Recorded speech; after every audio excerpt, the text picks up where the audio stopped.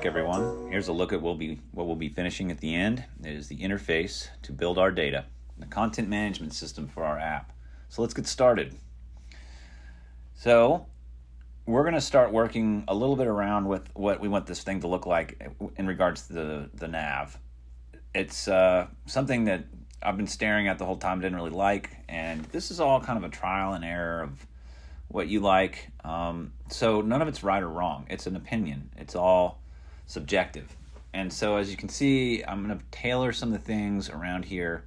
What you will also see is that since I'm working locally and I've told my APIs that there's certain addresses, which would be my GitHub address, to look for permissions, well, since I'm working locally, I won't get permissions. And so you'll see that my maps and things are out.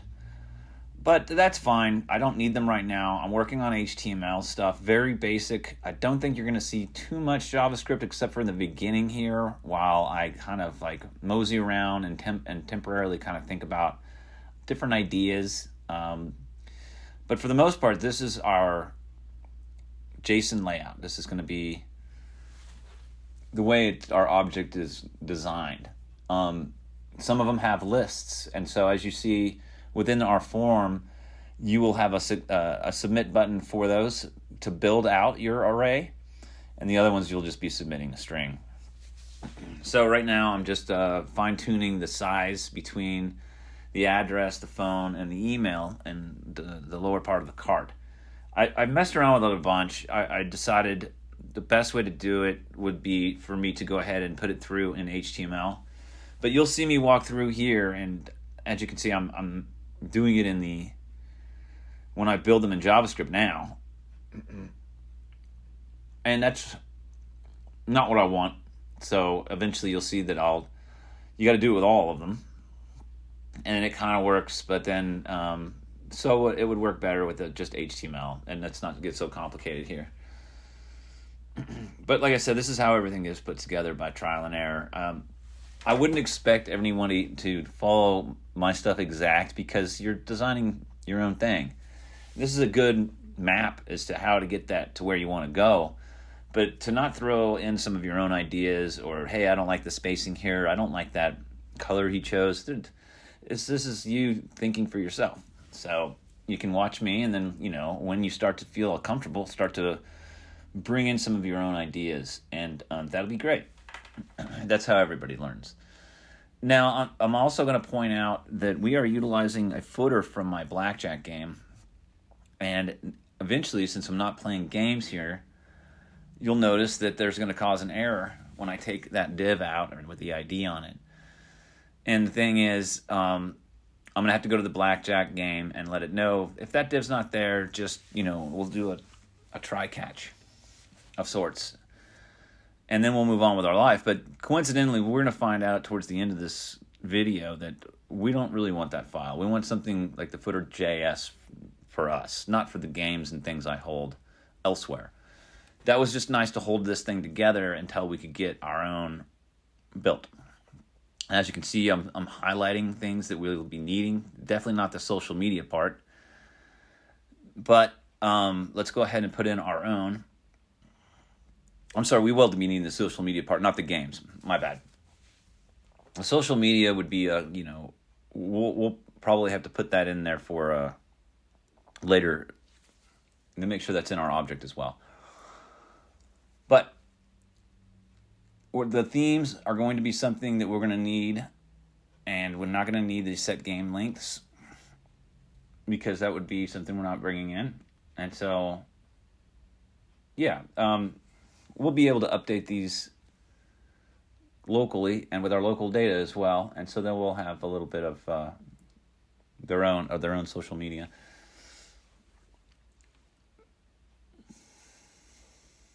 Okay, so these are the default when the JavaScript didn't work, and what we're going to do is just kind of fix it. Let's see here how long this takes.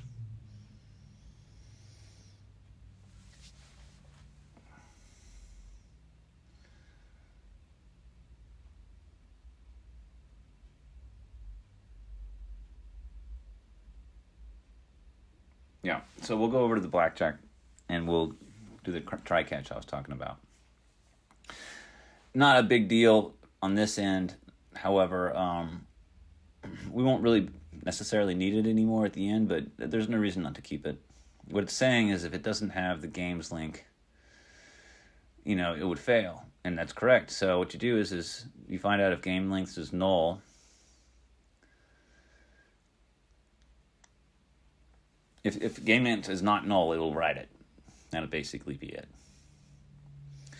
But if it's null, it won't do anything. And basically, it's truthy or not truthy. And so we'll do the commits to the blackjack game.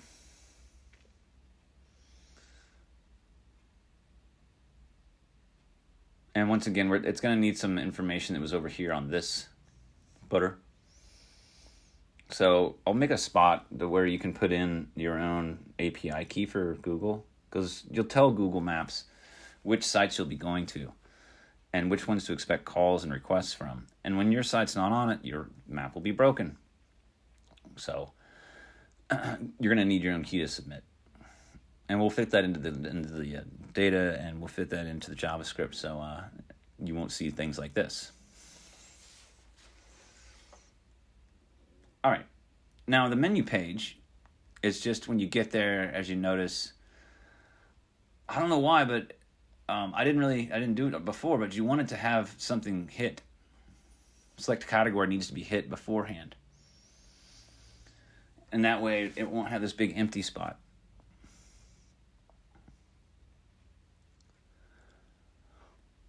And you see here where I'm kind of dealing, and we have to wait till the category loads. And so I basically put this call outside once you assume it loads, but at that point it doesn't know what you're talking about because categories is something within that function. So I toy around with this, and then I basically move the function that you see me messing with right now. I'm going to move that into our function. And then at that point, it will know what categories is, and then we can fire off the first one. So I'll screw around a little bit and then move it. We got to make sure that that's a thing, just like we did with the other one. If it's not a thing, we don't do anything. At one point, I put it, as you can see, at the very bottom, thinking it'll all be loaded at this point. But now keep in mind, that's a async await function. So there's no telling it can get to the end of the page and read it or not. Maybe not. Actually, it would be.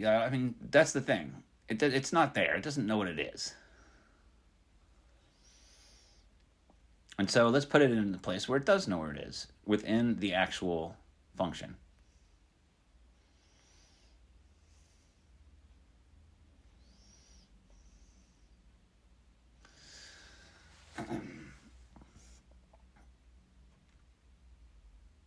Okay, as you can see, it's not firing anything off.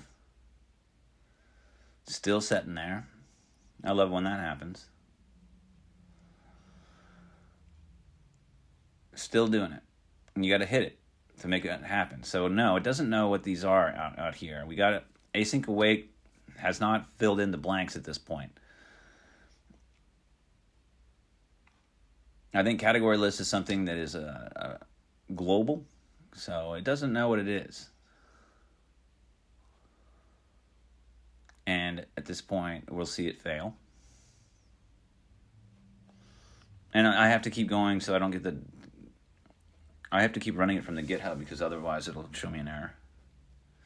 Because all our APIs are expected from GitHub. Anyway, so no, not firing. But as you can see, it's undefined. So that global variable, which is here at the top, 312, that thing is not filled in yet. So let's move it to somewhere where it is filled in, like I said. We're going to make sure we move it to inside this function once we know the await has arrived.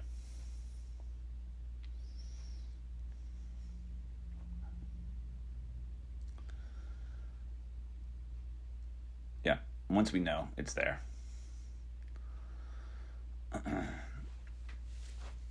At this point, we've written everything down to the categories, so we know it exists.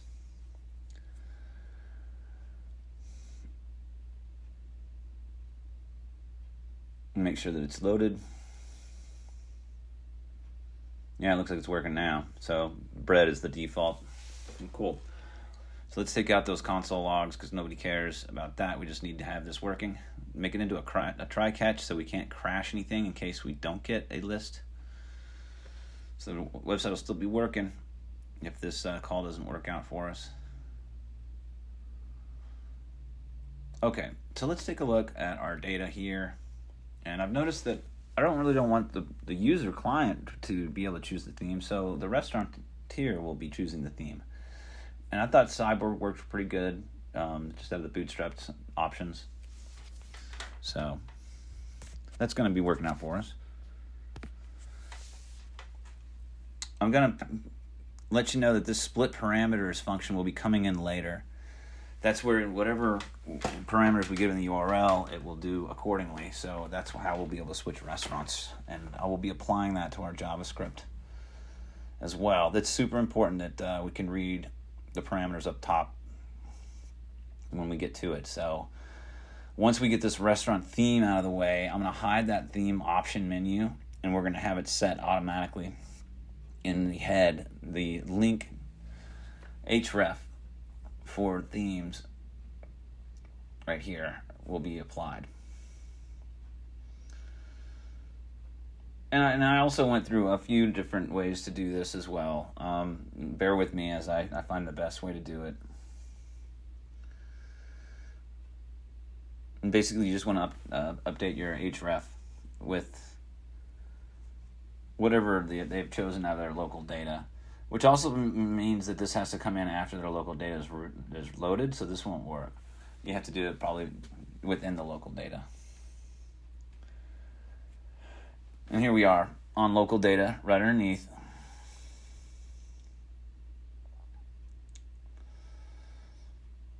And since we've hard-coded it in, we're going to have to change that.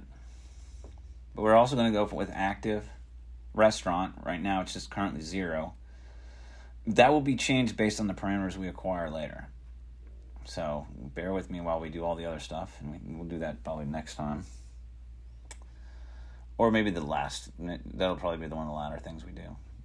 But we still have to build quite a bit of information out when the forms are submitted so we can build this object. And that's our main goal, is to build the interface today. And the next time I'll put JavaScript effort in so that when these forms are filled out, we can provide a new object for the new restaurant. My point is I don't want to have anybody have to use or understand any kind of code or build their own JSON files. I feel like this could be generated with ease. So what we're going to do is create a footer locally and start cherry picking the functions we need from our old blackjack game. Global alert and toggle, all these things are going to get used. That social links with all those details of social media, those we're going to have in there as well.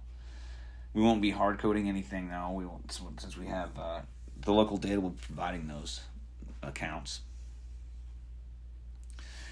We're going to need some of these themes to get started with, so we can have when the user can choose a theme. And now that's going to be an interesting point, that I will be adding all the Bootswatch themes to the form so that the user can see for themselves which one they like.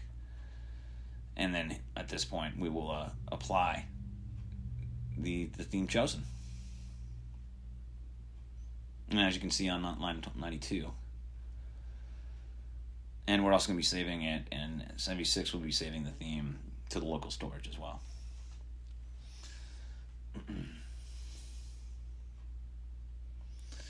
I don't think we're going to need to have these as much. I will probably come back and undo the themes comment so that we can apply it during the editing when they use it in the content management system that we want it to apply. So I'll probably come back and fix that.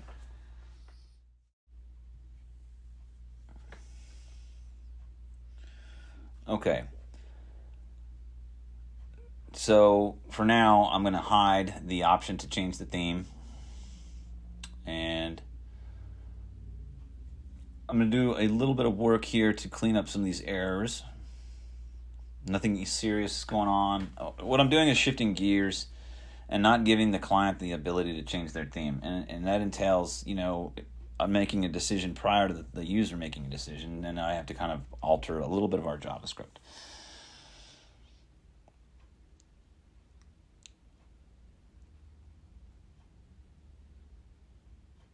Yeah, so we're also going to set the tone for the link. And we also need the keys for the, I need to get out of the ID, or my Google Maps key as well, since it was living on my Blackjack footer. And it's going to have to be brought over to our local storage, like I said. And that's where I'll have to put together the content management content piece for this. And I'll probably use the one that's there and take that string that's always the same out, because that one, the path to Google Maps will always be the same. So that'll be fine once I get to it. And clearly I won't do it in this episode, but to do later. There we go. There's the one that Google's looking for. And if they don't see it, then they won't give you your map. And it has to be, it still won't work, like I said, until we're at my GitHub. But let's move on with our work here. Okay. I think that this is a pretty good, reasonable, I like Cyborg is what I'm saying. I like that fish thing, that picture, and I like this theme. So what I'm going to do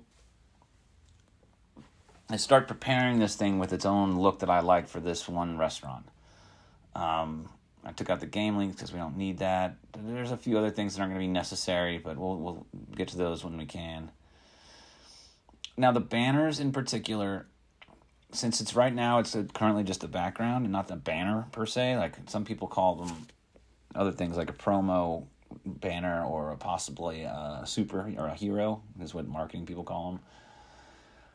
That one is not existent yet. So in my future, I'm going to think if there is an on-off switch, if there is a Jumbotron or whatever, then we'll put the banner to use. Otherwise, it'll be considered the background, which is where I'm just going to select my favorite one, that fish one. And I just want to, since it's only one image instead of three, it won't rotate anymore. It only rotates if there's more than one. And since I have just one in this that's not commented out, it shall be the one chosen. I just like this contrast here. I think it works for me for this one. I might change it, who knows, but there's blue in there that matches the coloring of the texture or the text. So I like that. I like the little hints of blue that show up on the containers where the fish are that matches the text. Good enough for this was start one. I think I've got some ideas for the second restaurants. I'll bring in some other images of maybe some fine dining and try to show some variations. So like a high-end restaurant would have the same ability as like a fish market even. Something like that is what I'm kind of getting at. It's just a matter of what you choose for your template and then what you choose for your content, like images and whatnot.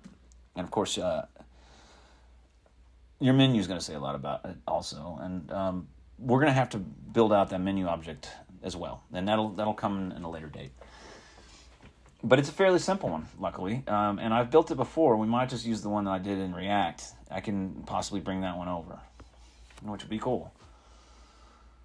So content management, I'm going to start from the very beginning. As you can see, I went to Bootstrap, and I just got their CSS and cleared out their JavaScript. This is a form that I'm going to build, but I needed to start somewhere. So the HTML, the head, the body, those tags are already put in with some basic references to your viewport, and obviously a reference to their Bootstrap CSS. Now, obviously, I will be altering that to change with our themes as we choose them. So your form will be your example of this is what this theme looks like, this is what that theme looks like, and I'll probably do that in the next round. And the form building is grueling HTML work. It's just busy work, but it has to be done at one point. I have thought to myself in the past, there's got to be a JavaScript function I can run that goes through your actual object and then builds the HTML form appropriately. I haven't done it yet, but I'm sure I could do it. Now, you have to give it some direction and some naming conventions that would work really well. But as you can see when I build this, that can be done. The form, as long as it kind of coincides with something you can write ought to be automated. Let's hope in the future I do something like that, because this is a pain in the ass. Writing out the form by hand. Just follow your unordered lists and use list groups to make it look nice. These are all Bootstrap concepts, so you're going to be doing the class. It's going to be list style item or something like that. It's like list group item, yeah. And so you put that on all of your input fields, so they're separated out, professionally spaced, and it looks like somebody knew what they were doing. Thanks to Bootstrap, we didn't have to take the time to actually do all those measurements. They did them for us. And, if you're thinking mobile first, then you've found the right place. This is, I don't think you should have any difference in the code when it comes to mobile. They should be the same code. It should be the same exact application, just sized correctly. So I'm going to start cherry picking the pieces I need to build out my form. Now this is a button at the end of like what would be something like you submit it, and I'm going to be building multiple in an array.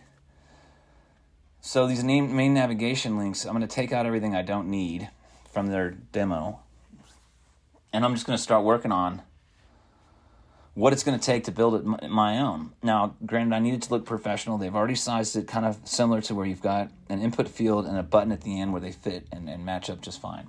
Now, down here is going to be the target. So as you keep putting in a link name, this thing will basically put them underneath so you know which ones have registered correctly. And you'll have a list. And you'll see underneath I'll have a target for all these in the future. So if you have an array, you shall be submitting things into this array multiple times over before you ever submit at the very bottom of our page. You will need to make a list.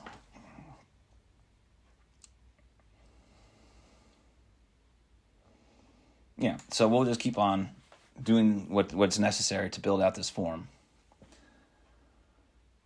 And I would think the way I'm also going to do it is when you add something, I just want to make this one function. So you're going to submit to the local. Where are you submitting? What part of this are you going to submit to the local? What's the name of the key that I'll be going into looking for to put a value to? That's what we're doing here. And it's going to be the same exact function, and I shall pass you the name of the key I want to update.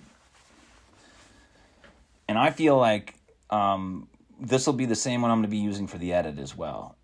Now I'm bringing over the form, is what I'm talking about. I am bringing over the theme select menu, because like I said, as the person doing the inputting here, I want them to be able to see what the theme looks like eventually. And so they'll use this form to select the one, and then at the end, when I submit it, it's going to go which one of the Bootstrap swatch choices did they choose, which one is active on that theme list. And that will be the one that gets assigned. They don't type it in. They select from the select menu. So let's go to the next. Now the banners, just like I said, it's going to have, we're calling it banners now because I'm going to do some more work in the future. But since there's no banner right now, it's going to be the background image. And then we're also going to have some HTML, which we may or may not throw into the, unless we have a Jumbotron banner. But since I've built it this way, I'm going to have multiple input fields, and then it will have its own submit, because there could be more than one of them.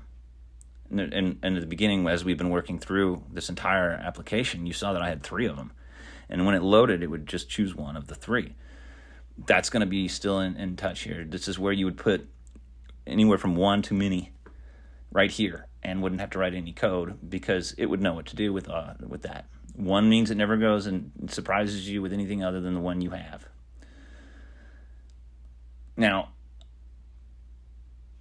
we will see what happens. Naming conventions need to be stuck to most of the time. This one looks confusing. Let's see what I do. Yeah, we'll see. I think I toy around with it for a little bit, and then I put it back. Because I'm conflicted since this design doesn't have a banner. But like I said, I can make it to where if the HTML there's got HTML, then put it in the banner and not in the background. I can do something like that. So it'll have a little decision making. If I decide to put HTML in it, there's like, oh, well, this goes into a Jumbotron banner. And if there's no HTML, it's like, oh, this is just a background image. That'd be easy. Anyway, so we're going to put the input field of text and the banner image. This banner is spelled wrong, so I think I'll swing in here and fix that.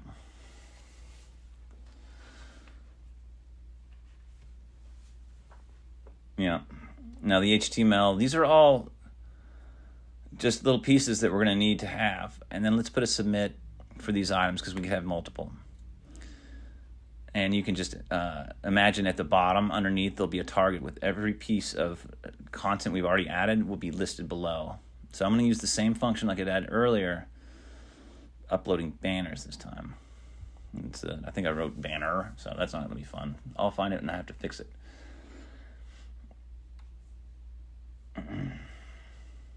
All right.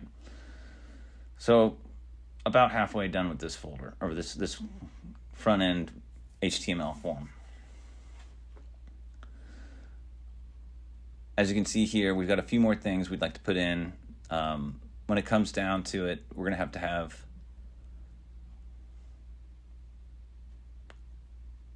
the about section, which is, I think I'll just use a text area for this, just because you'll have more room to type, and this might be a rather long paragraph. So no problems. And it's not going to be any kind of like array, so it will just work with the submit at the bottom when we build it. Yeah, so I want to let them know like you're adding to an array list, and I will have to also walk you through how I do it. This is similar to the way I did, if you guys remember any of my e-commerce, like you can put any number of photos in there, similar, same thing. So now the media has an interesting, you have a type and the address. Type meaning image, YouTube video ID, HTML, or a map. And then the address is always just a string. And when it comes to the YouTube ID, it's like whatever character combination they have for the YouTube ID, that movie ID, which is a string. And same thing goes to the address, which is just going to be converted over into a map if that was your choice for media content type.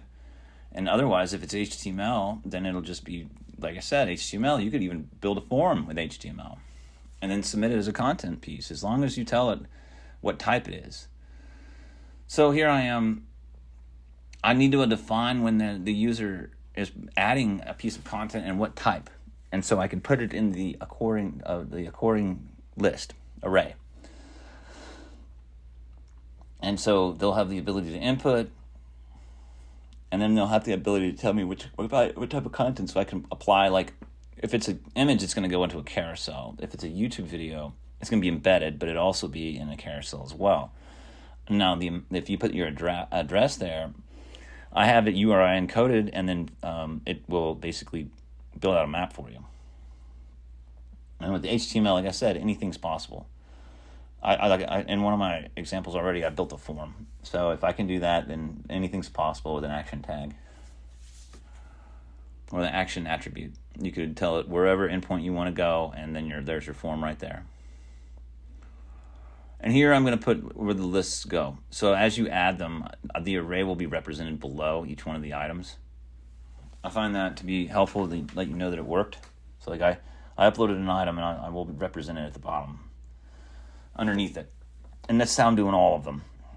Just like all my content management stuff, there's always going to be like your collection of thumbnails underneath what images were uploaded. And that'll be editable with a delete button once we get there. So I'm going to do a little separation with these block level elements. Divs in particular are something that I need to separate these out so that they don't kind of overlap and get confusing.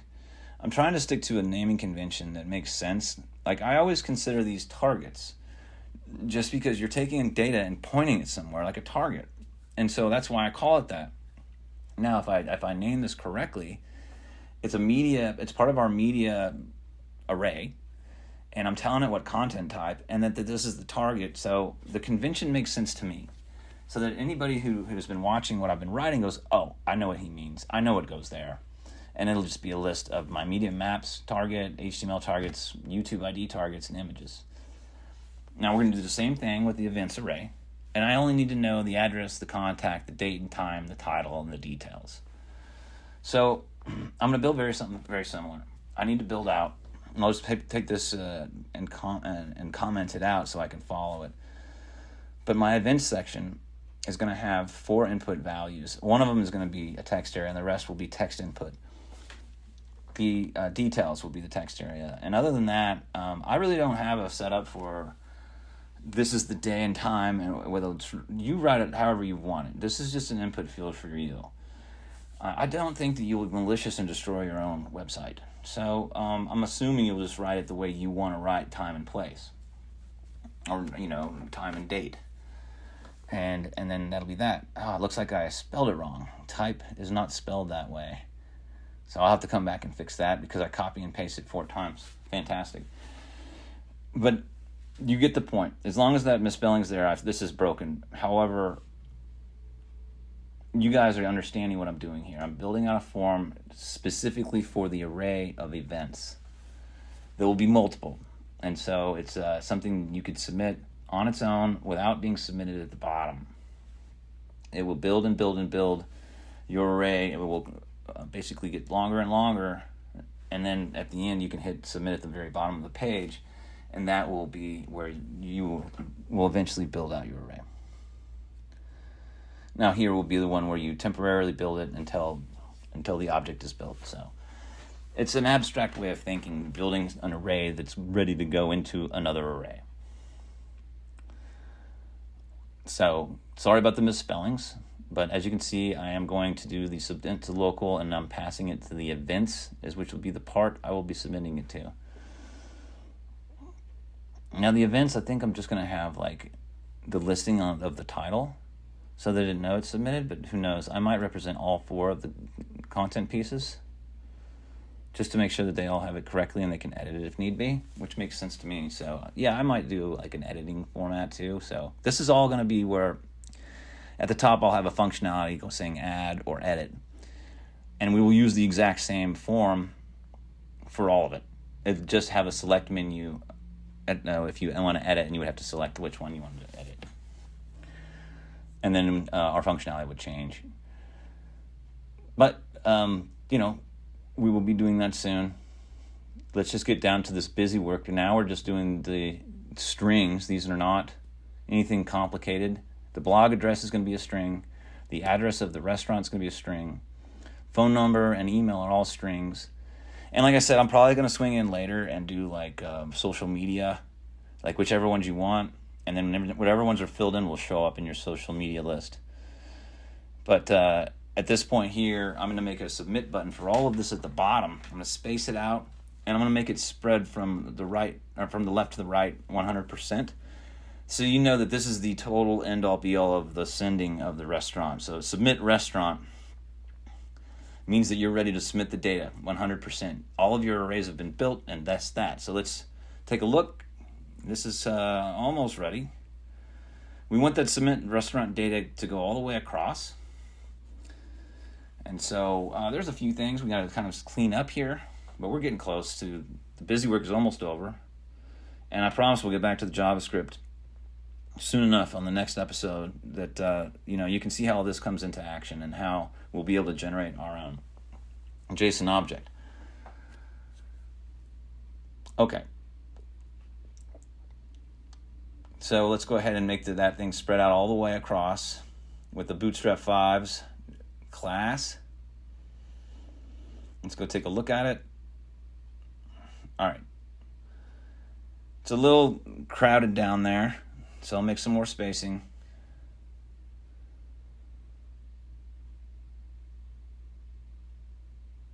I think what I do is I do a little margin, and then I do some padding as well. So margin bottom, it would be a 5 rem, and the padding top is a 2 rem. Let's do another refresh, and that is going across with a little bit more padding. Okay, so busy work is done for now. I've got some misspellings and some more work to do in the future, so I hope you guys enjoy what you've learned and kind of see this thing is coming together. We will now be going into the JavaScript portion the next time. Thanks.